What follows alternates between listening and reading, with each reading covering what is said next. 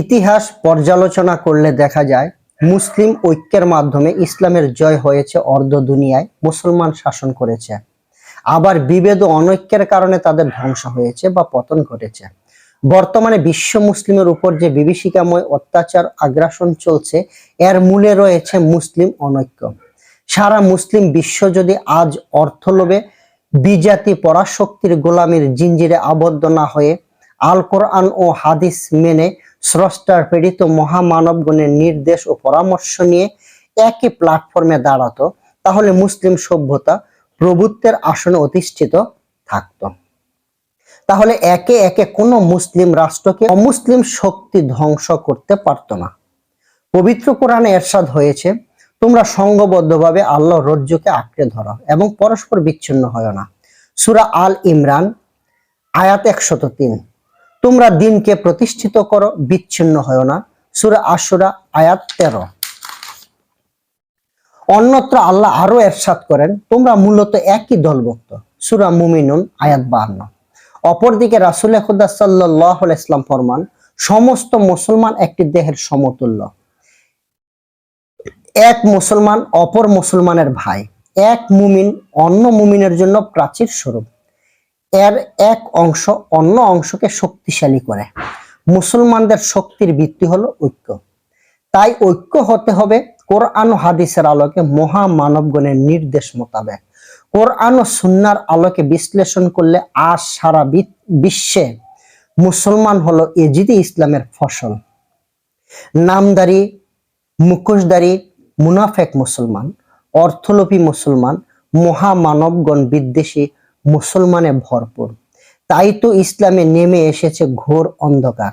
আজ সারা বিশ্বে মুসলিম নিধন চলছে, যে রক্ত ঝরছে এবং মুসলমানে আত্মঘাতী ও প্রতিহিংসার আগুন জ্বলছে।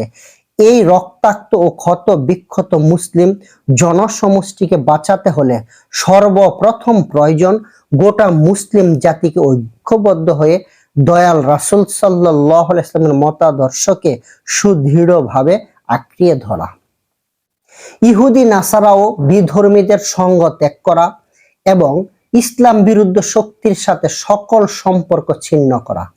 ঐক্যবদ্ধ হয়ে মুসলিম জাতিকে তাদের ইয়াজিদ রূপী মুনাফেক, নব্য ফেরাউন নমরুদ রূপী সাম্রাজ্যবাদী দাজ্জাল শাসক গোষ্ঠীকে উৎখাত করার জন্য ইসলাম ও আল্লাহতে আত্মসমর্পিত ব্যক্তিদের মাধ্যমে প্রশাসনিক অবকাঠামো তৈরি করা, আর ইসলামের বিরুদ্ধ পরাশক্তির সাথে সকল প্রকার সম্পর্ক ছিন্ন করা।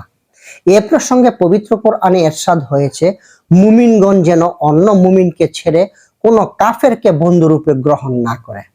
যারা এরূপ করবে আল্লাহর সাথে তাদের কোনো সম্পর্ক থাকবে না। সূরা আল ইমরান আয়াত 28।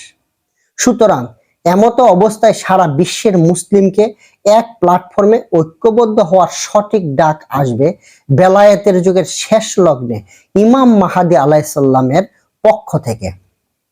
যাদের পরিশুদ্ধ হৃদয়, বিশুদ্ধ ভাগ্য, তারা যুগের ইমামের পরিচয় লাভ করে ইহলৌকিক ও পরলৌকিক কল্যাণ লাভ করে থাকেন।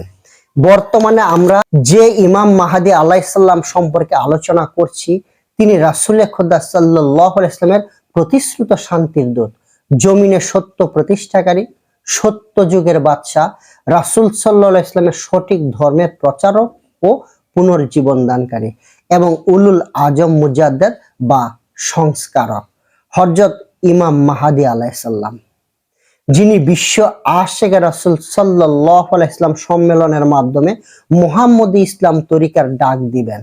গোটা বিশ্বকে মুহাম্মদ সাল্লাল্লাহু আলাইহি ওয়াসাল্লামের আদর্শ ও চরিত্র গঠনের মাধ্যমে আশিকে রাসূল বানাবেন। একটাই পথ, একটাই মত, একটাই প্ল্যাটফর্ম, মুহাম্মদী ইসলাম। যারা এই মহান ব্যক্তির সান্নিধ্য লাভ করতে সক্ষম হবেন, নিঃসন্দেহে তারা মহান ভাগ্যবান ব্যক্তি ও পবিত্র কালবের অধিকারী। মহান আল্লাহ পাক আমাদেরকে হযরত রাসূল সাল্লাল্লাহু আলাইহি ওয়াসাল্লামের সঠিক মতাদর্শ জমিনে প্রতিষ্ঠা করার লক্ষ্যে ইমাম মাহাদী আলাইহিস সালামের সৈনিক হিসাবে কবুল করুন। আমিন। আর বেশি বেশি দুরুদে মাহাদী পড়ি।